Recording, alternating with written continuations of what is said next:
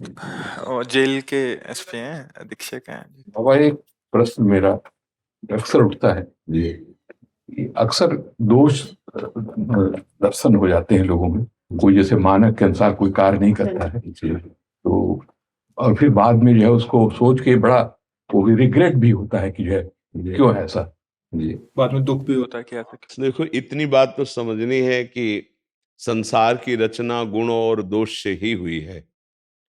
गोस्वामी तुलसीदास जी लिखते, जड़ चेतन गुण दोष में विश्व कीन करतार। भगवान ने रचा है। अब जिनकी सुमति प्रधान होती है वो अच्छे आचरण वाले होते हैं, जिनकी कुमति प्रधान होती है वो बुरे आचरण वाले होते हैं। बुरे आचरण वालों को दंड विधान के द्वारा पवित्र किया जाता है, अच्छे आचरण वालों को सुख और सम्मान के द्वारा उनको शोभा सुख प्रदान किया जाता है। तो अब जहां बुरे आचरण है तो दिखाई तो देगा ही बुरे आचरण है, और उसको दंड के द्वारा शासित करके पावन किया जाता है। ये पूजा होगी।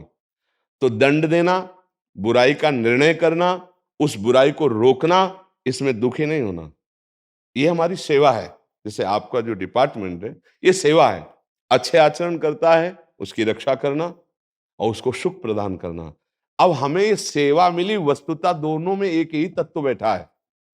बुराई वाले में भी, जैसे हीटर में भी वही और फ्रिज में भी वही, बिजली वही है, लेकिन उसकी क्रियाएं यंत्र के कारण अलग अलग हो गई।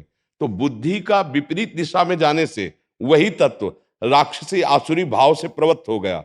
अब वही तत्व हमको ये सेवा दिए हैं, अब उसको हम दंड विधान के द्वारा शासन में लाएंगे, ये हमारा खेल है।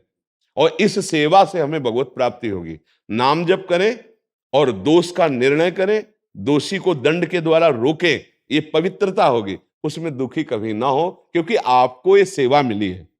अगर ये सेवा ना मिली होती तो उसका दूसरा उत्तर होता, पर आपके लिए सेवा विधान है, भगवान ने आपको सेवा दी है, तो दंड को आप पूजा मानिए और दोषी को, उसको पवित्र करने के लिए दंड ही है जिसके द्वारा हम पूजा कर सकते हैं। तो उसमें दुख का तो कहीं लेस नहीं होना चाहिए। अपने कर्तव्य का पालन आप कर रहे हैं। हाँ, यदि हम किसी दबाववश या भयवश जो अधर्म नहीं किए हैं, निर्दोष है, उसको दंड देने जा रहे हैं, तो फिर दुखी होना चाहिए कि मेरे से गलती हो रही।